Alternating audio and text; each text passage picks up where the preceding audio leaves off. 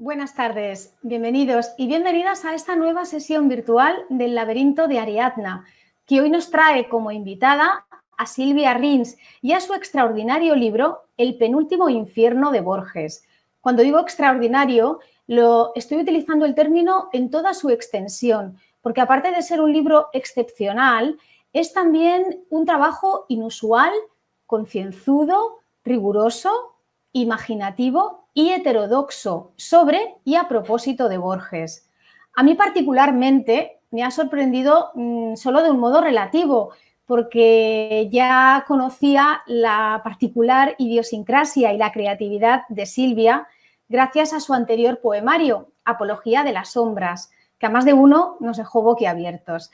En aquella ocasión, como hoy, pues tuve la oportunidad de presentarla también aquí, en nuestro laberinto, y puedo decir por segunda vez que agradezco tu confianza, Silvia. Sé bienvenida a nuestra casa virtual.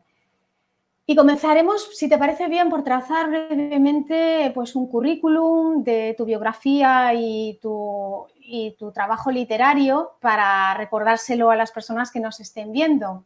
Diremos que Silvia Rins es licenciada en Filología Hispánica y doctora en Filosofía y Ciencias de la Educación, que ha escrito diferentes ensayos sobre cine y creadores heterodoxos en libros colectivos, en revistas, en prensa, como La Vanguardia, El Punabui, etc. Es autora, lo hemos mencionado antes, de Apología de las sombras, publicada en la editorial Devenir en 2016, y asimismo ha participado en numerosos proyectos para fomentar el uso del texto poético en la educación, en antologías y en recitales solidarios. Podríamos decir que es una activista de la poesía, por eso está hoy aquí. En 2019, también queremos recordarlo muy especialmente, en 2019 recibió la beca para creadores Montserrat Roig del Instituto de Cultura de Barcelona. Luego, si te apetece, pues nos puedes mencionar cómo va este proyecto. Y el lenguaje tiene para ella un potencial expresivo. La escritura es capaz de revelar en la frontera de los géneros cómo acercarnos a realidades inimaginables o contribuyendo a una comprensión más profunda de nuestras experiencias. Es decir, que a través de esta pequeña descripción curricular sobre tu pensamiento y tu obra, nos vamos acercando al penúltimo infierno de Borges. Ya vas sembrando la semilla de lo que luego se germinará y se desarrollará en este libro que hoy estamos presentando.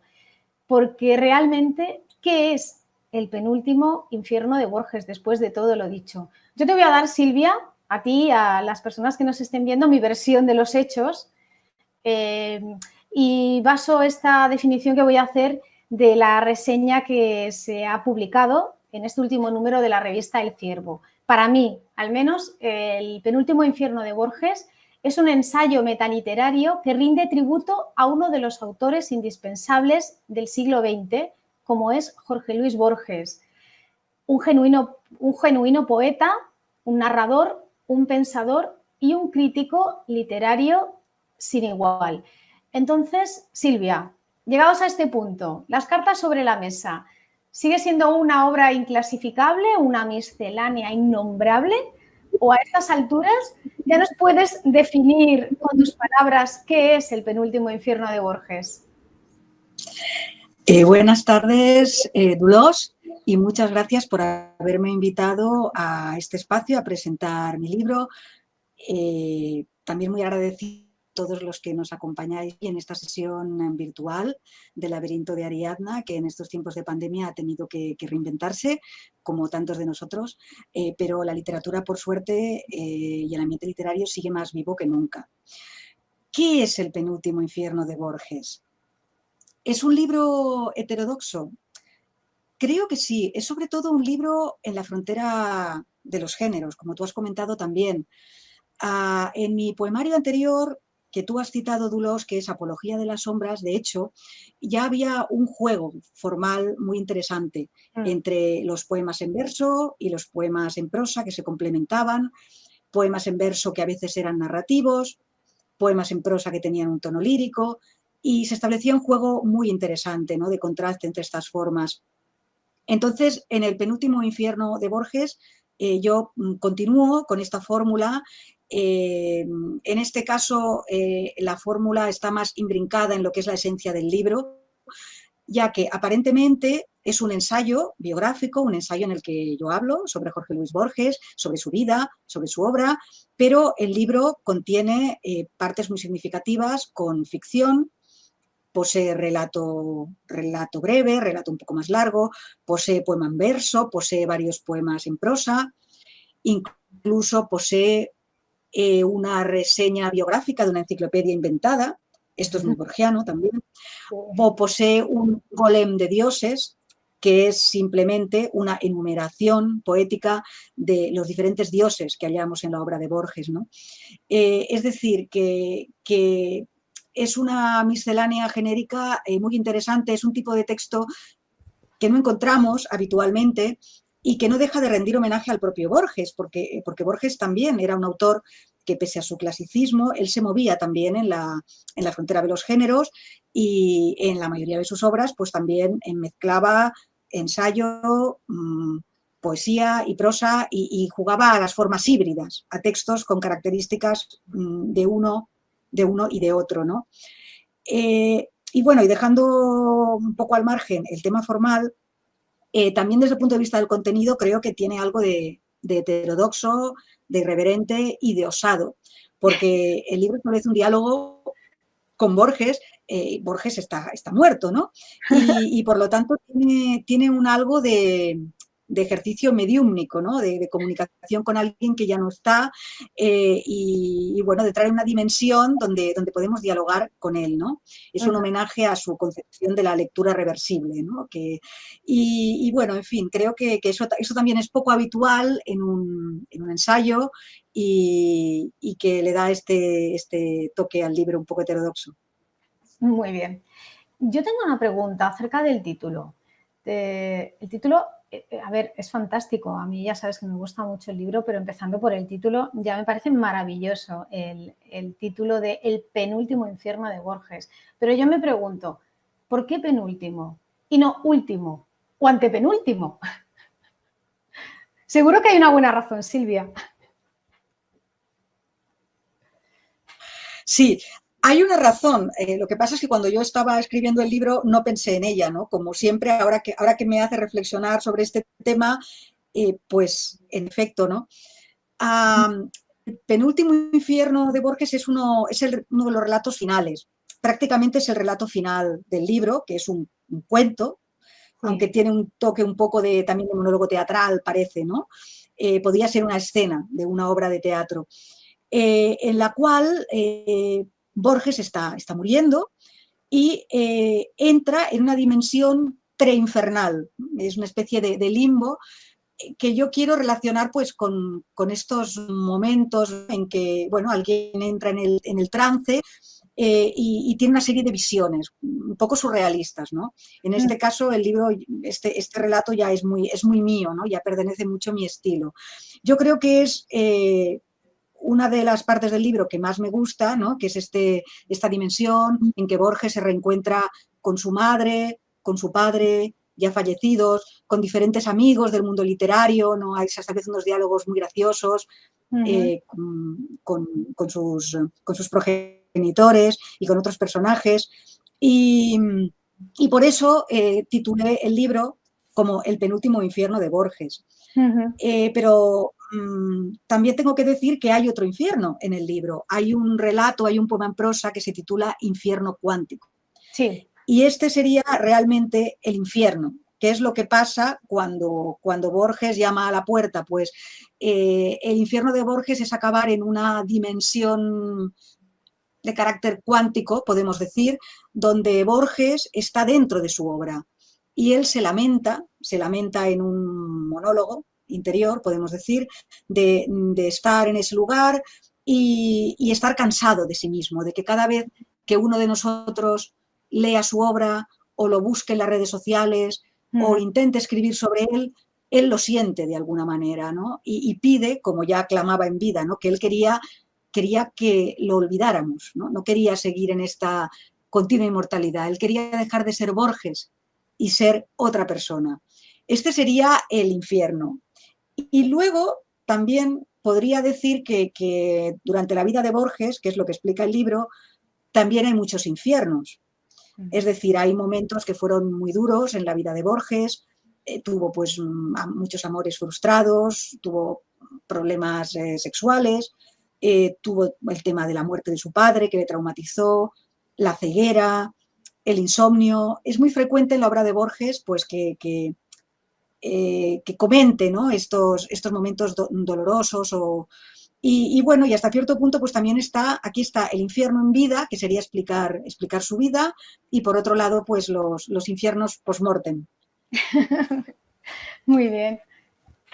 En la reseña que publicó la revista Quimera sobre tu libro, que con un reseñista de lujo como es Eduardo Moga, él alude a esta metáfora del infierno también, que utilizas como para representar la vida de Borges, solo que Moga contrapone la imagen del infierno con la del cielo. De modo que titula su texto, su reseña se titula Un infierno que es un cielo. Y él comenta que tu libro, él lo define de una manera muy certera y muy precisa, que tu libro es un doble homenaje a Borges como ensayo sobre su vida y obra y como apropiación de su estilo y su cosmovisión. No puedo dejar de citar un fragmento de tu libro que a mí me parece muy, muy elocuente de las palabras de Moga y que dicen lo siguiente: la vida, desgraciadamente, es real. Yo, desgraciadamente, soy Borges. ¿Esta imagen demoníaca no crees que es cuando menos heterodoxa como definición de la vida y la obra del genio argentino? Creo que tu libro ofrece la imagen de Borges, ¿no?, sumido en una especie de infierno de las letras y de problemas personales, pero al mismo tiempo Borges atrae de una manera desaforada. Tú misma en la contraportada de tu libro dices que atrae a jóvenes y mayores, a críticos literarios y a amas de casa, a idealistas y a cazarrecompensas. ¿Qué tiene Borges para que atraiga tanto? En fin, es cierto, totalmente cierto. Es un autor que pese a su clasicismo, o quizá precisamente por esta razón, sigue trayendo a todo tipo de público y encanta a las nuevas generaciones, a los jóvenes, incluso a los más jóvenes, les sigue gustando Borges, ¿no? ¿Qué tiene? A ver, tiene... creo que su concepción de la lectura también está en su escritura, ¿no? Y por lo tanto él plantea sus obras, en el caso de la narrativa está muy claro, como enigmas que hay que descifrar. Son textos que poseen muchas capas y por lo tanto los lectores, muchos de los cuales también somos escritores, recurrimos una y otra vez a ellos para explorarlos, ¿no?, para saber más. Creo que lo que tiene Borges es que cualquier persona puede leerlo y llegará a un nivel de entendimiento. Y conforme tienes más pistas, más conocimientos, sigues sus citas, pues el significado del texto se va ampliando, va creciendo. Hay alguien que dijo algo, creo que si tengo la cita por aquí, hay un autor que se llama David Foster Wallace, al que probablemente conoceréis. Es un escritor norteamericano que desgraciadamente murió bastante joven. Y él escribió, bueno, en un libro hizo algunas reseñas, ¿no?, sobre autores, entre ellos Borges, y dijo algo muy interesante en este sentido, ¿no?, que quería leer. Él decía: dejando de lado tics y obsesiones, lo que hace que un relato de Borges sea borgiano es la extraña e inevitable sensación que transmite de que no lo ha escrito nadie y a la vez lo ha escrito todo el mundo. Esta frase que leí esta semana me hizo reflexionar mucho también sobre este aspecto. Es verdad que el estilo borgiano es un estilo trabajadísimo. Él elaboraba sus textos con una paciencia, con una dedicación, corregía 1000 veces buscando la palabra única, sí, exacta, muy preciso, pero por otro lado, cuando lo lees te olvidas del autor y te traslada a una dimensión universal, atemporal, y eso es un atractivo añadido a la obra de Borges. Por otro lado, su poesía también gusta mucho por lo contrario, ¿no? En él, Borges es el protagonista, normalmente está basada en impresiones, en reelaboraciones de recuerdos, en homenaje a sus autores más queridos, sus costumbres diarias, sus rutinas, etcétera, ¿no? Sus libros, que era su mundo, él siempre decía que se había educado en una biblioteca. Y por tanto, en su poesía es también esta faceta de personaje que yo exploro en el libro, la que lo hace resultar fascinante para los lectores, ¿no? La verdad que sí, que es un personaje fascinante. Y bueno, y con tu relectura, tu reinterpretación sobre Borges, que aquí podríamos ir a otro tema. La entrevista que te hace Esther Peña en Solidaridad Digital, tú le planteas que cuando hay una influencia muy poderosa de alguien, no tienes que intentar eludirla o disimularla, sino que tienes que apropiártela, a ver si encuentro las palabras textuales. Sí, te cito. Si quieres deshacerte de una influencia poderosa, no la mates, asúmela, recréala, ámala. Supongo que eso es lo que has hecho con el penúltimo infierno de Borges, ¿no? Efectivamente, efectivamente. Esta es la idea. Los escritores sufrimos lo que se llama la angustia de las influencias. Se han escrito muchos textos sobre este tema. Incluso hay autores que sufren mucho, tienen sus modelos literarios y no pueden escapar de ellos, ¿no? Porque, de hecho, para mí el gran objetivo de un autor es encontrar su estilo. Es un camino a veces duro, difícil, no es sencillo. Y, bueno, Borges lo consiguió, por ejemplo, ¿no? Con mucho esfuerzo, pero él consiguió crear su propio estilo. Entonces es verdad que a veces acabas odiando, ¿no? a tus autores de cabecera. También creo que en la entrevista comentaba algo así de que se mata a las influencias y decía de que a los padres y a los hermanos se les mata con la indiferencia. Ah, sí, lo dice. Cosa que ocurre mucho Sí. en el ámbito literario. Y que, por ejemplo, para mí Borges era más bien un abuelo, ¿no? Ya estaba en otro nivel y entonces yo le rendía este homenaje irreverente, con admiración.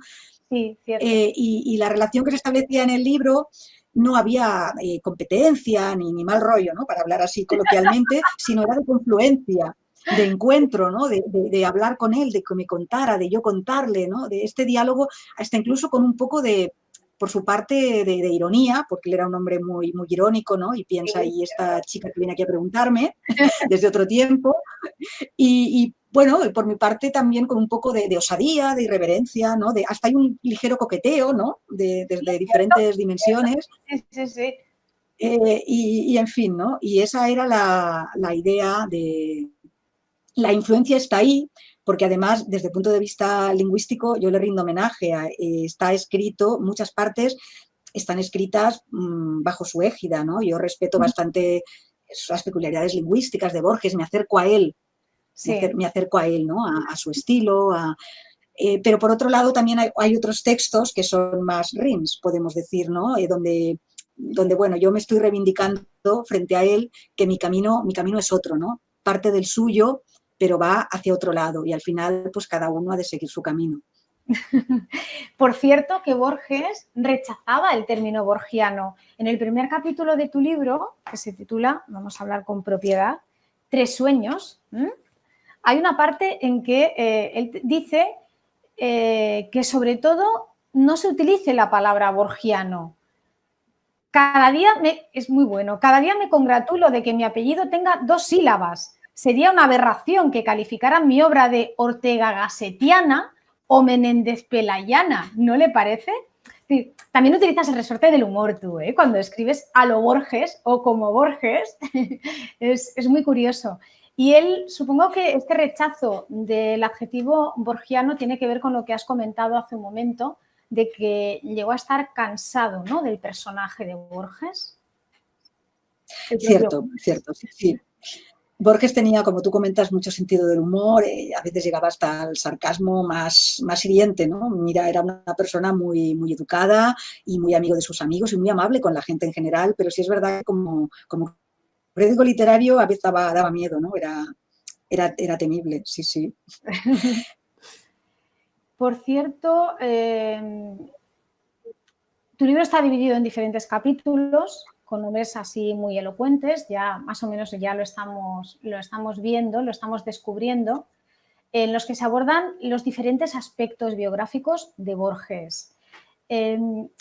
Tú, de todas las facetas que presentas en el libro, que son, por ejemplo, el narrador, el bibliófilo, que es fundamental, Borges no se entiende sin comprender su aspecto bibliófilo, pero también es un filósofo a su manera, también es un crítico temible, es profesor, es conferenciante, aunque se resistiera, al final acabó siendo un gran conferenciante y muy apreciado.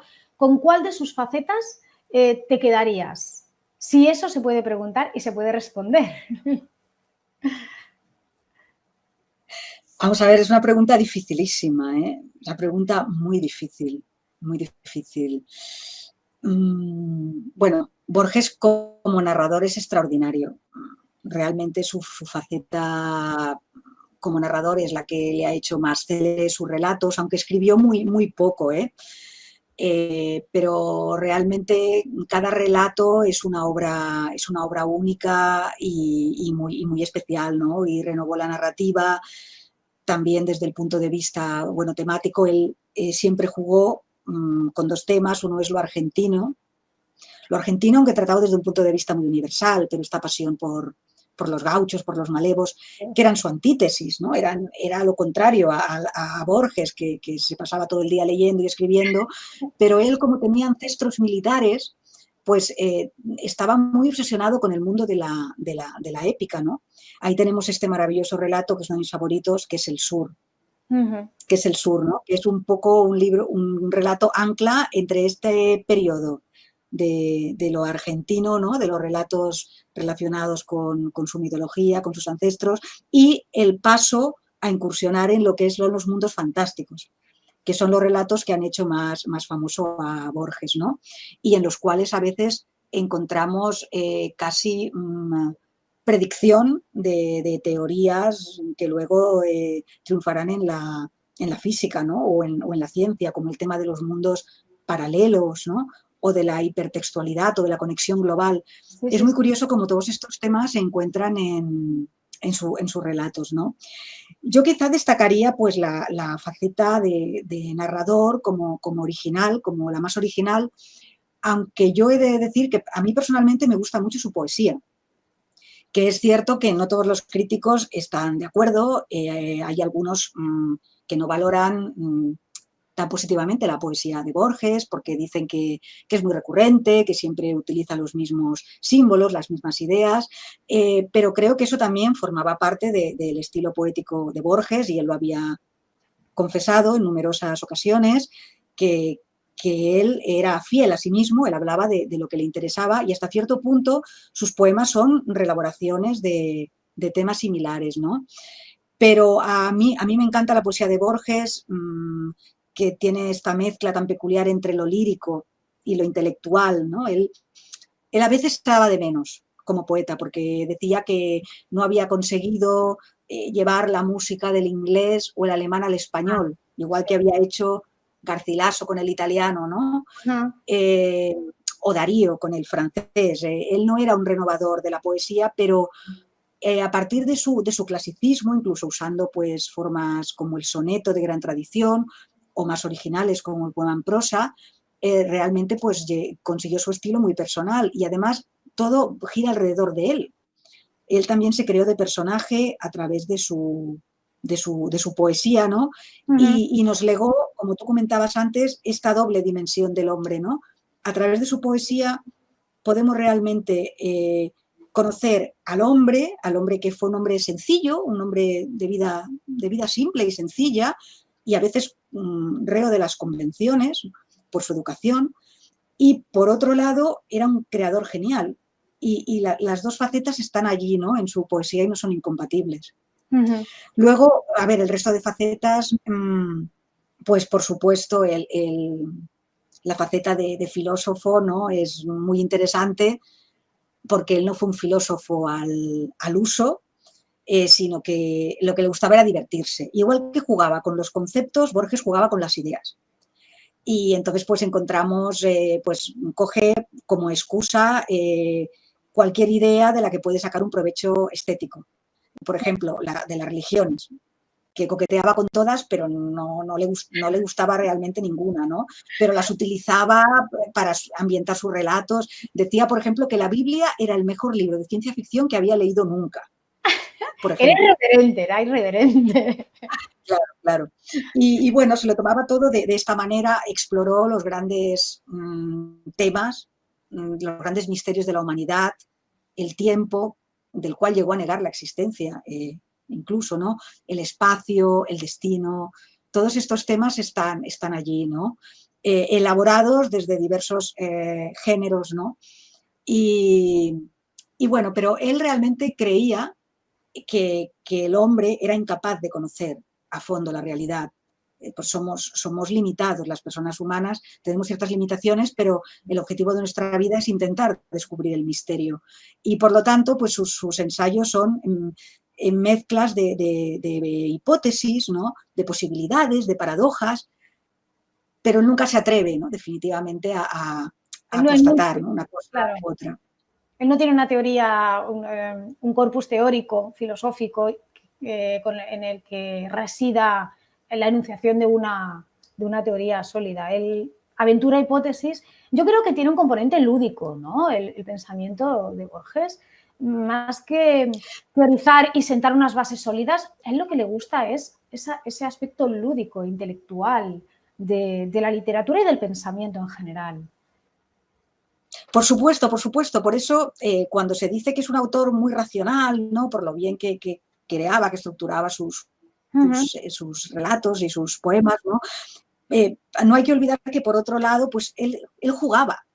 Era un poco un dios travieso, ¿no? Que se dedica pues a jugar con el lenguaje.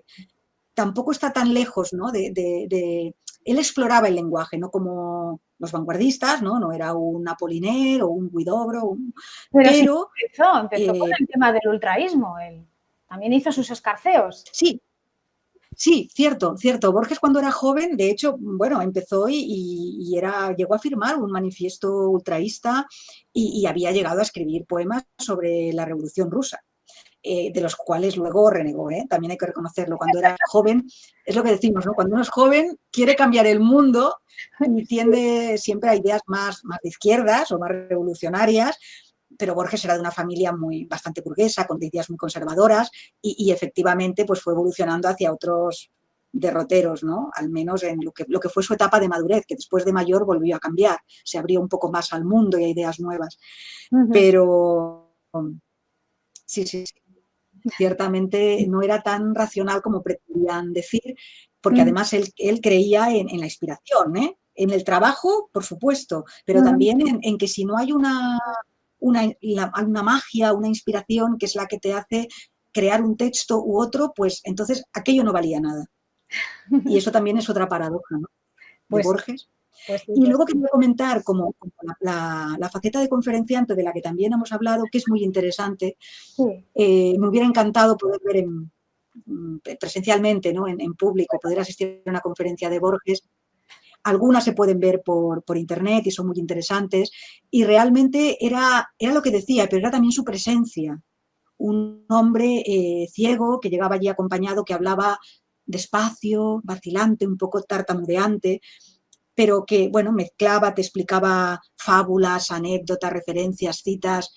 Parecía que improvisaba, pero en realidad se lo preparaba muy bien, ¿eh? Él confiaba mucho en su memoria y tenía muchos colaboradores que siempre le estaban ayudando, amigos, pero realmente era un espectáculo, era un hombre que inspiraba respeto con esa aura que tenía de debate ciego.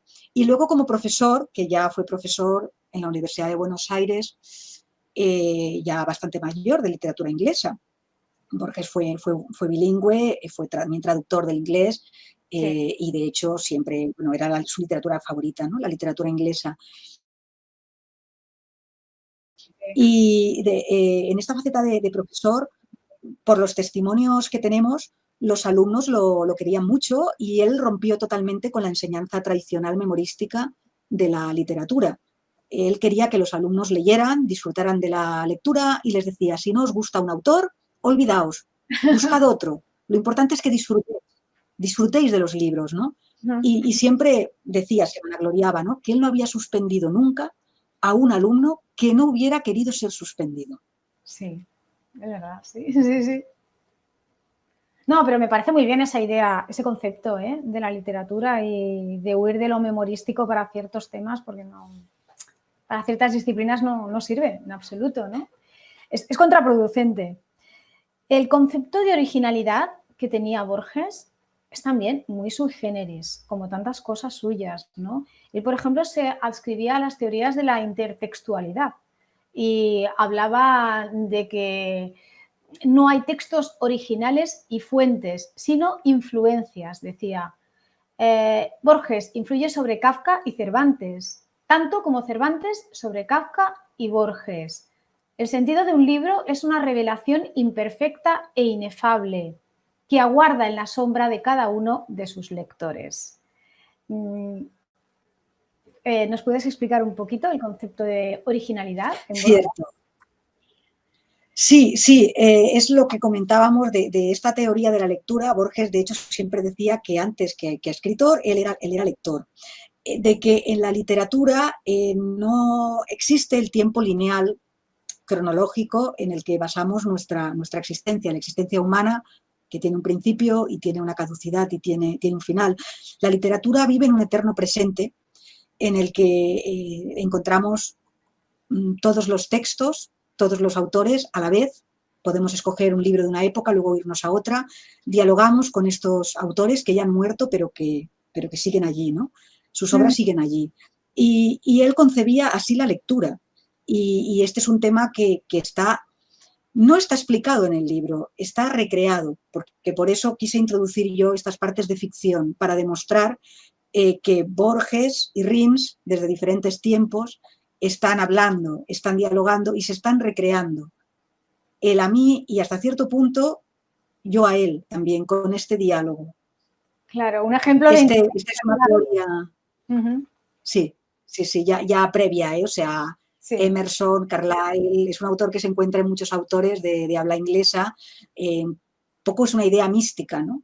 Pero de que en el fondo todos los autores vamos a participar en el gran libro o en el gran universo de la literatura y de que al final se olvidarán nuestros nombres, ¿no? Borges solía decir que él se conformaba con que ni que fuera un verso suyo llegara a la posteridad, ¿no? Simplemente un verso, aunque desapareciera su nombre, ¿no? Pero ese es el destino humano, pero que perviviera esa frase, ese conjunto de palabras, ¿no? Y que alguien en un tiempo muy, muy, muy lejano, ¿no?, pudiera sentir lo mismo que él sentía cuando lo escribió. Magnífico. No hemos mostrado todavía la portada de tu libro, que es un ejemplo más de esa fusión, de esa intertextualidad, del espíritu del penúltimo infierno de Borges.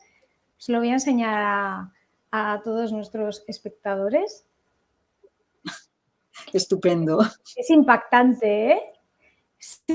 ¿Se te ocurrió a ti la portada del libro o fue cosa del editor? Porque los editores tienen mucho que ver con el tema de las portadas, lo sabe todo el mundo. Bueno, te explico. En este caso fue idea mía, ¿eh? Cuando yo estaba escribiendo el libro y me lo imaginaba, porque esto lo hacemos todos los autores, nos imaginamos la cara del libro, es importante, ya tenía la idea de hacer algo relacionando nuestros rostros, ¿no? Porque, bueno, un poco iba a simbolizar lo que era el libro, ¿no? Era este juego de confluencia entre los dos. O sea que la idea fue mía. Después, pues claro, creo que hubo una influencia cinéfila, que yo también soy muy cinéfila y he escrito varios libros sobre cine, que es la película Persona de Bergman, que supongo que muchos de los oyentes la habrán visto, del director sueco Ingmar Bergman, donde, bueno, ahí se establece una relación entre dos mujeres que tienen que convivir un tiempo juntas, una actriz enferma y una enfermera que la cuida, y acaba siendo una relación angustiante y ¿no?, por parte de de las dos y asfixiante hasta cierto punto. Entonces Berman juega con esta vampirización a través de una fusión, ¿no? No es exactamente lo mismo, pero creo que estaba esta idea en mi cabeza, ¿no? De la fusión de los rostros. Desde luego, la idea fue mía, pero técnicamente pues fue David Nassarre quien se encargó del montaje, ¿no? de este diseño de las dos fotografías. Y bueno, tengo que agradecerle pues, su paciencia y su dedicación en hacer este collage tan curioso, que al editor también le gustó mucho y nos pareció pues, muy apropiado para ilustrar el libro. La portada tiene muchos fans, tiene algún detractor, como pasa siempre, pero lo importante, creo yo, es que llama la atención, ¿no? Y eso en un libro es muy importante. Yo creo que lo más importante es muy importante. No dejar indiferente. En el momento en que no dejas indiferente y tienes una personalidad propia, tendrá partidarios y detractores, es inevitable. Bueno, y ahora, Silvia, háblanos de tu blog, porque tu blog pone de manifiesto esa labor colaborativa de las diferentes personas, de tus diferentes seguidores, de tus partidarios. Se ha creado a raíz de la publicación de tu libro y como hacía el maestro, pero de una manera distinta, más actualizada, consigues bifurcar y prolongar hasta el infinito tu obra en un particular juego de espejos, o al menos a mí me lo parece. Le echamos un ojo porque ahí, verdad, que no solamente hay testimonio escrito, no solamente hay texto, sino que participa el dibujo, participa la pintura y que es un reflejo borgiano más, a pesar de que al maestro no le guste el adjetivo, tenemos que utilizarlo, no nos queda otra. Vamos para allá. Así es, Dolores, el adjetivo yo lo intento evitar, pero no hay manera, ¿eh? Creo que Borges se debe revolver desde donde esté, que nos disculpe, pero bueno. Que nos disculpe. Que nos disculpe.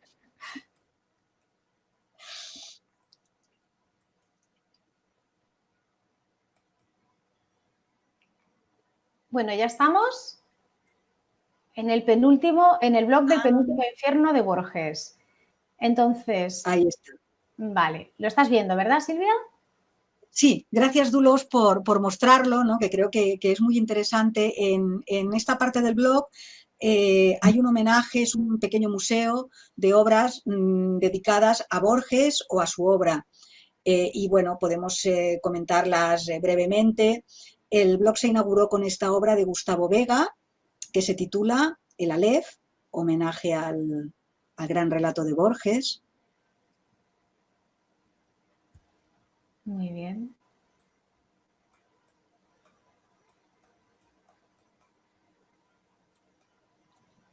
Aquí tenemos un retrato de Borges, del rostro de Borges, de Noé Lima, que es un poeta y un pintor salvadoreño.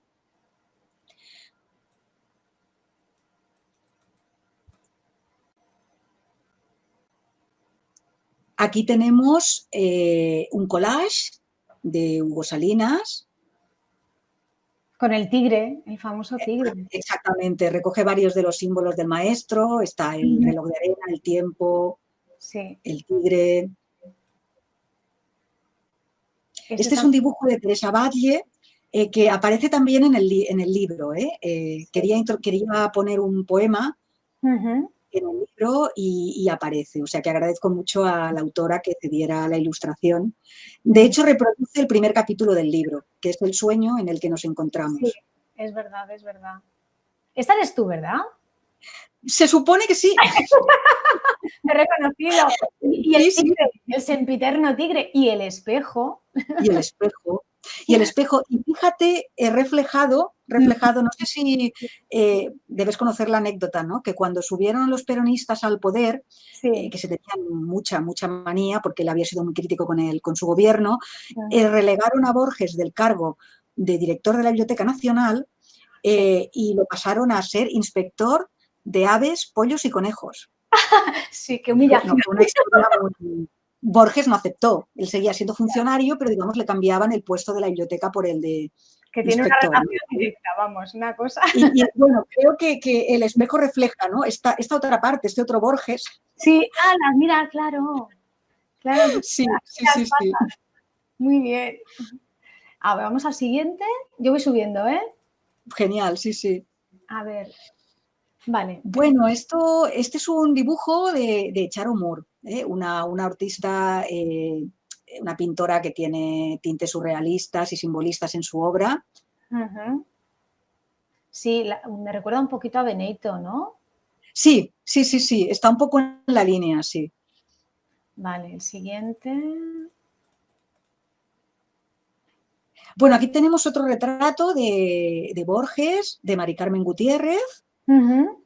Aquí se ve su rostro, ¿no? Su parte más humana. Mm. Ah, mira, qué bonito. Un homenaje al libro, ¿no? Al gran símbolo de Borges, de Andrés Aragón. El libro es una escultura. Sí. Y unas manos. Vale. El jardín de los senderos que se bifurcan, Alicia Aragón.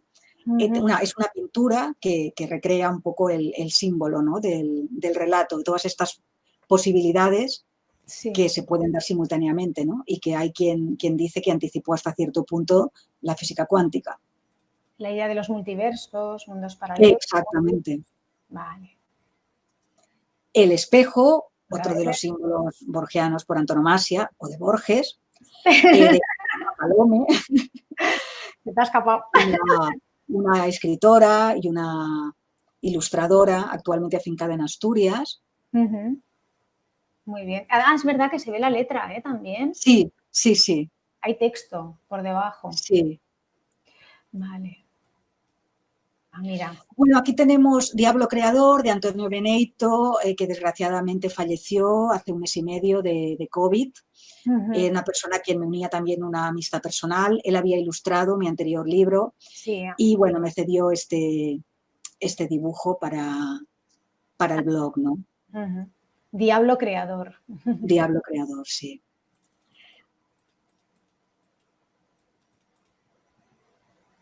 De Suca Sardán, El hombre del bastón.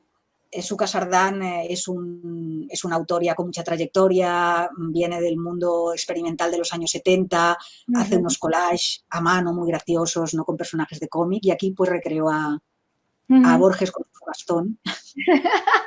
Sí, muy, muy pintoresca. Y le ha puesto un loro en la mano. Esto es una alusión Sí, a la sí, sí. época. Vale. El loro creo que lo puso por mí, porque yo tengo un loro desde hace un tiempo. Y, Ah, mira, un ejemplo de intertextualidad total, ¿eh? total, Ah, este es muy bueno, ¿eh? sí, sí, sí. Este es un relato perdón, un retrato de Jorge Rodríguez Sanz, Ujú. un autor de Madrid, también está ligado al mundo del cine, del audiovisual y de las bellas artes. Y es un retrato que tengo en mi casa, o sea, tengo el original y desde aquí le quiero agradecer a Jorge, gracias, por el regalo porque lo puedo ver cada día. Ahí está Borges, ¿no? Entre el laberinto Sí. y las manchas del tigre, dos de sus símbolos más queridos. Y de Koichi Sugihara, El sueño de Borges, que es un homenaje. Este es un pintor, es músico y es actor también, Ujú. Koichi, que es japonés. Y bueno, ha hecho esta recreación onírica de, de los sueños de Borges. Ujú.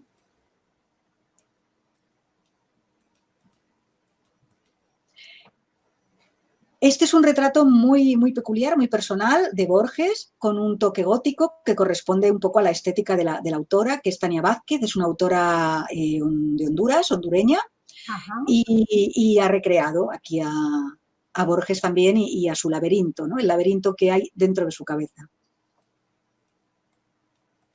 Está muy bien. Esto es una múltiple, vemos las interpretaciones, ¿no? Que a día de hoy sigue suscitando Borges. Sí, exactamente, porque son la mayoría de ellos, o prácticamente todos, son obras actuales, ¿eh? Sí, sí, sí. Muchas a raíz de la salida del libro, alguna otra anterior, pero Ujú. bueno, de Xavier Canals, es un autor experimental catalán de mucho prestigio, también teórico de la poesía visual. Pues tenemos una reproducción de Aleph A, que es un collage de grandes dimensiones, ¿eh? Aquí se ve pequeñito, pero Claro. Ujú. Que se ve también inspirado en la idea del Aleph. muy bueno, muy bueno.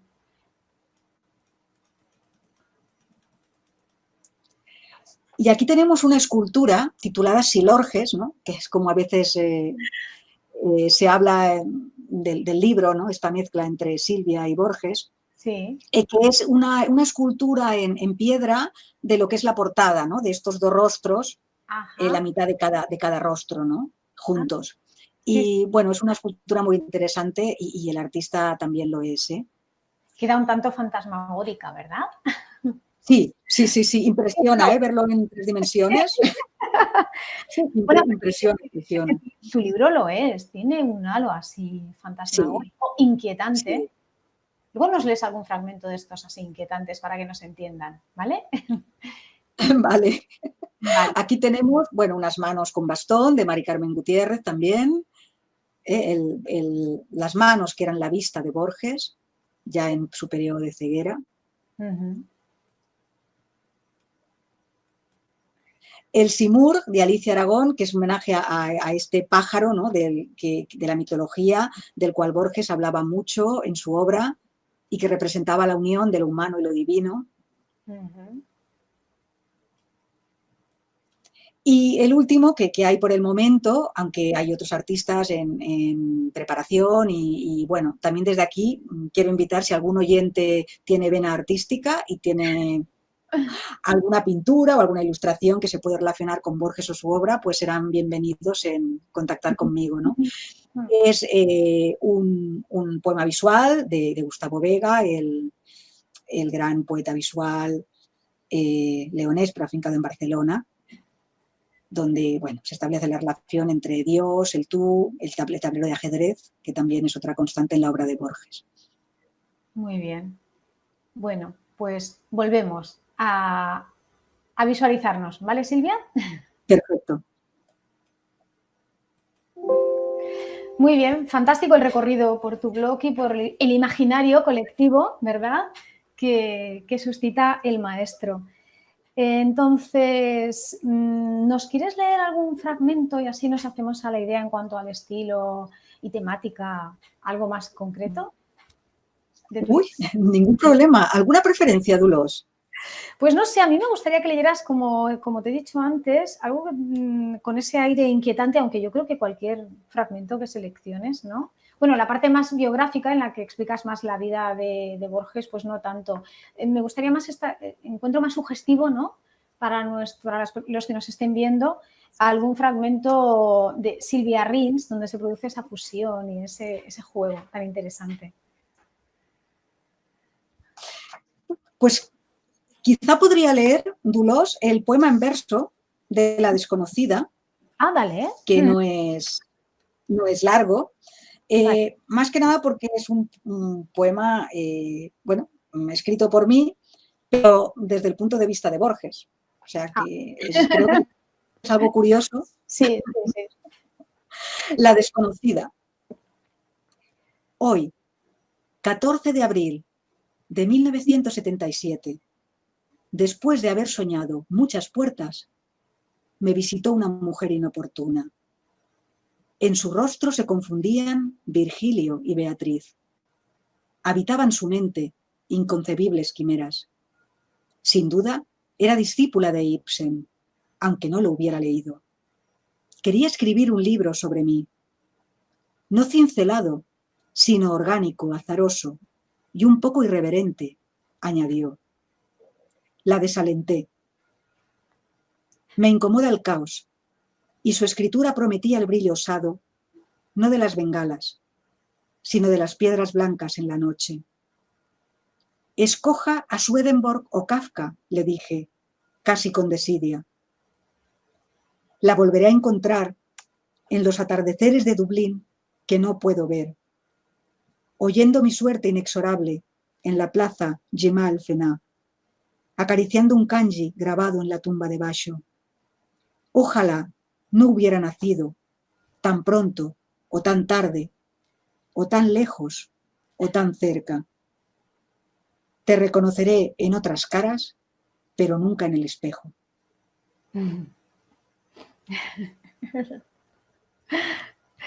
Silvia, nos querías comentar, además, después de leer este magnífico poema, nos querías comentar algo acerca del último poema del libro, que se titula El tejido, ¿verdad?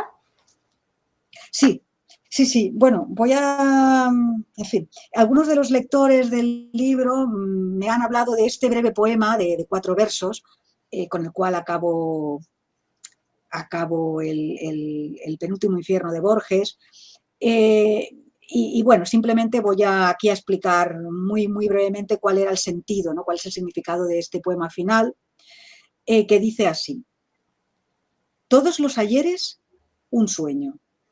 Estamos hechos del mismo tejido que nuestros sueños. La vida no es un sueño, pero puede llegar a ser un sueño. Y el destino de los sueños es ilegible en la vigilia. En primer lugar, comentar que estos cuatro versos, todos están en el primer capítulo del libro.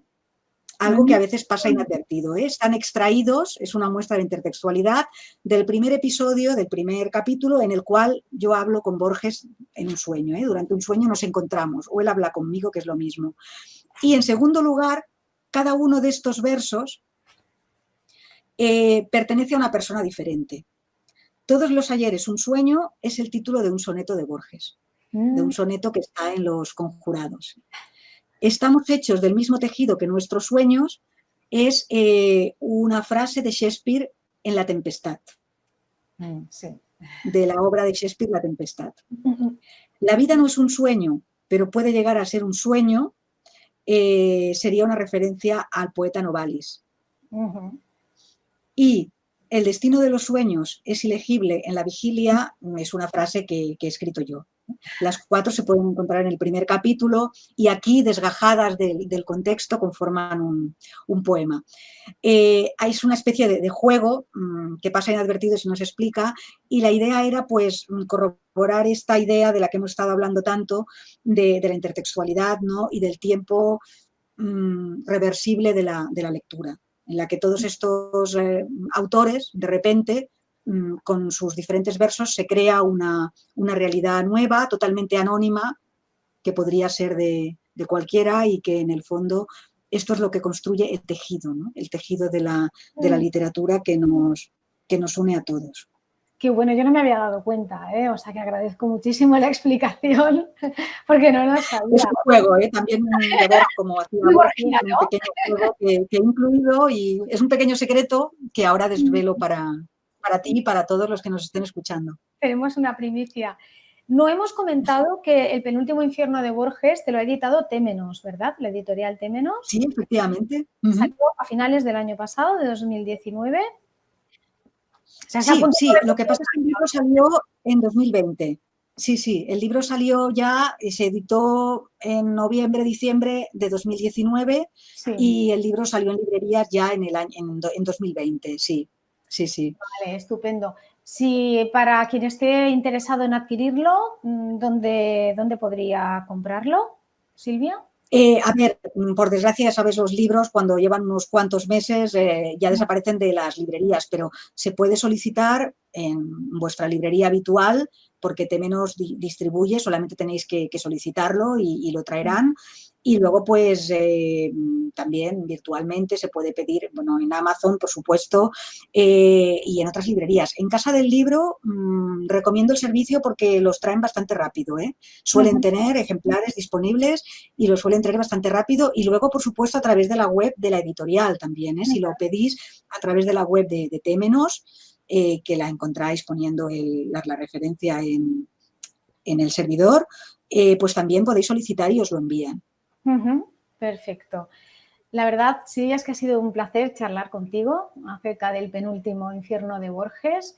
Es un libro paradigmático y le deseo una larga y fructífera trayectoria. Desde luego, para mí se ha convertido en un referente sobre Borges, porque, como decíamos al principio, quizás no hemos hecho después suficiente hincapié, pero es muy exhaustivo, muy concienzudo en cuanto a la biografía, a los datos biográficos de Jorge Luis Borges. Podéis encontrar todo tipo de comentarios, incluso ejerce también un poco de crítica en algunos momentos sobre su obra, sobre su narrativa, sobre su prosa. O sea que recomiendo su lectura. O sea que si ya queréis, ya sabéis, si queréis profundizar en la temática borgiana y al mismo tiempo ver una evidencia de intertextualidad con la magnífica prosa y poesía de Silvia Rins, pues no tenéis más que leer El penúltimo infierno de Borges. Silvia, espero que no hemos hablado del tema, espero que veamos pronto culminado tu proyecto relacionado con la beca de Montserrat Roig, que creo que era una novela, ¿verdad? Sí, es un proyecto en el que llevo trabajando también bastantes años, porque sí, es una novela muy heterodoxa también, yo digo novela poética, porque está un poco en la frontera de la narración y la poesía, pero es una novela, tiene un argumento. Uh-huh. Y bueno, realmente yo llevo años trabajando, pero la beca Roig me dio un empujón importante y tengo ya una primera versión, pero Ah, yo soy una autora que se toma su tiempo, como ya sabes, ya me conoces. sí. Estoy años trabajando en un libro hasta que finalmente decido moverlo para la edición. Uh-huh. Creo que le falta un poquito todavía, pero bueno, estoy en ello y ojalá la podáis ver. Será también bastante irreverente desde otro punto de vista, pero bueno, un poquito loca, ¿no? Un poquito loca. Espero que os guste. Fantástico, espero que podamos presentarla también aquí en el laberinto, me alegraría mucho. Muy bien, Será un placer. pues gracias a todos, cuidaos mucho y no sé, Silvia, si te quieres despedir o decir algunas palabras. Pues bueno, nada, agradecer de nuevo, agradecerte a ti que tu interés por el libro, que me hayas presentado, tu magnífica reseña, ¿no? Que vamos, de la que ha salido recientemente en El Ciervo y bueno, que me encanta, es un gran trabajo.